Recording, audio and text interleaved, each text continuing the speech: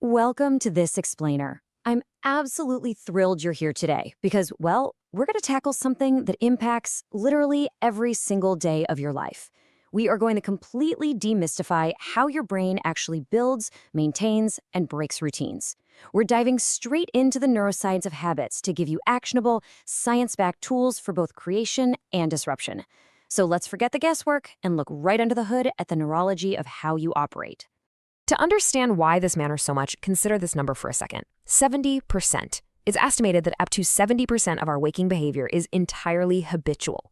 I mean, really think about that. The vast majority of what you do from the moment your alarm goes off to the moment your head hits the pillow isn't driven by conscious, agonizing decision-making. It's just running on autopilot. Our habits literally make up who we are.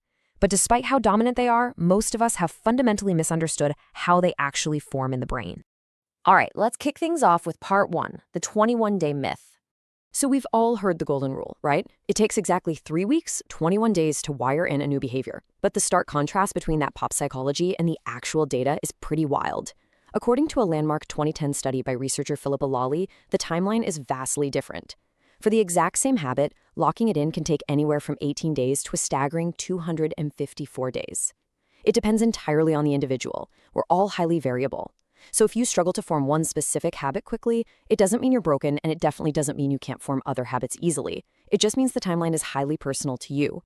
Moving right along to part two, overcoming limbic friction. You know that feeling of heavy, almost physical resistance when you try to start a brand new behavior? That right there is limbic friction. To get past it, we need to distinguish between episodic memory, which is just recalling past events, and procedural memory. Procedural memory is holding in your mind the specific mechanical sequence of things that need to happen for an outcome to occur. Think of it kind of like a recipe or the precise mental gymnastics of finally assembling that IKEA desk. Shifting your brain into this specific mindset is your absolute best defense against that limbic friction. Let me show you exactly what this looks like with a trivial but highly relatable example. Let's say you want to build the habit of making a cup of espresso every single morning. Instead of just vaguely thinking to yourself, I really should make coffee, you want to engage procedural memory by visualizing the specific steps. Step 1, walk into the kitchen. Step 2, turn on the espresso machine. Step 3, draw the espresso. You just mentally walk through each of those physical steps from start to finish. And honestly, here is the best part. You don't need to sit there in a lotus position with your eyes closed, intensely meditating on this. It doesn't need to be anything like that at all. The scientific literature is incredibly robust here. Just doing this simple mental exercise of visualizing the sequence of steps once can drastically shift your likelihood of actually performing that habit regularly. It primes your nervous system not just for that very first time, but as you continue out into the days and weeks that follow. Okay, let's dive into part 3, task bracketing. Now, to understand what research suggests is the absolute crown jewel of habit formation, we need to take a quick tour of the basal ganglia.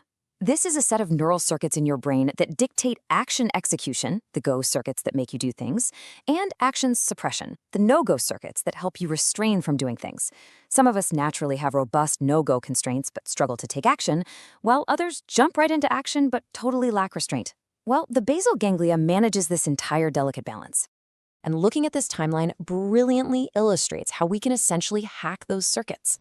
Task bracketing involves special circuits in the basal ganglia devoted strictly to framing the events that happen just before and just after your habit.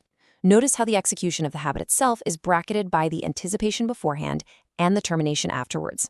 Task bracketing acts as a marker, like a spotlight, around the entire bin of time surrounding the habit, rather than just focusing exclusively on the habit itself. So why is this so crucial? Because building strong neural circuits for task bracketing creates what neuroscientists call context-independent routines. I mean, think about brushing your teeth. Even if you got a terrible night's sleep, even if everything in your life is going completely wrong and you're highly distracted, chances are you're still going to reflexively brush your teeth in the morning. Your brain has placed such a strong neural fingerprint on that specific time of day that the habit occurs no matter your context, no matter your mood. It's completely reflexive. Which brings us to a really fascinating piece of the neurology. By consciously thinking about the events that precede and follow a habit, you are essentially warming up your body to execute it. As the source material notes, when the dorsolateral striatum is engaged, your body and your brain are primed to execute a habit. You're firing up your nervous system, turning on the spotlight for dopamine to be associated with that entire block of time, and then you get to consciously insert whichever habit you want to perform right into that primed slot. Let's make this highly actionable right now by applying it to something difficult, like getting in, say, 30 to 60 minutes of Zone 2 cardio. Instead of just dreading the run, you bracket it. First, positively anticipate the onset. Really lean into the effort. Second, explicitly acknowledge how hard the beginning is going to be. Don't lie to yourself about it. Third, look forward to the offset and how incredible you're going to feel when it terminates. And finally, subjectively reward yourself for that entire surrounding experience. You start rewarding the task bracketing itself in addition to the actual exercise. Which brings us to the other side of the coin in part 4, dismantling bad habits. Because what if the problem isn't starting a good habit, but stopping a really stubborn bad one? You might intuitively think the only way to stop a bad habit is to catch the sequence of events leading up to it and somehow intercept it beforehand. But the science reveals something totally counterintuitive and honestly amazing. The golden window isn't actually before the habit. It's the period immediately after the bad habit execution. This is a unique, powerful opportunity to insert a new adaptive behavior. Because the exact neurons responsible for generating the bad habit were literally just active a split second ago. Let's walk through a scenario we all know entirely too well, falling into the dreaded doom scroll. Step 1, you reflexively pick up your phone when you're supposed to be working. Step 2, you realize you made a mistake and you're disappointed in yourself. Step 3, you put the phone down. But here is where everything changes. Step 4, instead of just trying to force yourself back to work, you immediately perform a different positive habit. Maybe you drink a glass of water, do 5 minutes of language learning, or just do some simple breath work. This right here is called the double habit technique. You are literally exiting whatever bad thing you were doing and linking the execution of that bad behavior immediately to the execution of a positive behavior. By doing this, you're forcing your brain to recruit entirely different neural circuits right on the heels of the bad ones. So the crucial takeaway here is that this creates what neuroscientists call a temporal mismatch. You're creating a double habit that starts bad but ends good.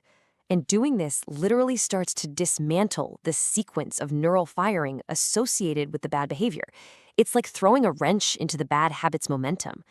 And because you've disrupted that sequence, the very next time you find yourself automatically reaching for the phone, recognizing that you are heading toward the bad habit becomes drastically more apparent to you. Take a look at what we've built together today. You now have a complete, science-backed neuroscience toolkit. You have procedural visualization to overcome limbic friction just by mentally walking through the physical steps. You have task bracketing to lock a routine into your basal ganglia by rewarding the anticipation and the termination of the event. And you have the double habit technique, empowering you to dismantle bad behaviors by injecting a positive action the very second you catch yourself slipping up. You are literally hacking your own nervous system. I want to leave you with this final, somewhat provocative thought. Knowledge is only potential power until you actually apply it. So, what specific sequence of events are you going to bracket tomorrow morning? Pick just one routine. Visualize the steps tonight. Anticipate the onset and the offset. Build that neural fingerprint. Thank you so much for exploring the science of habits with me in this explainer today. Now, go out there and start rewiring your brain.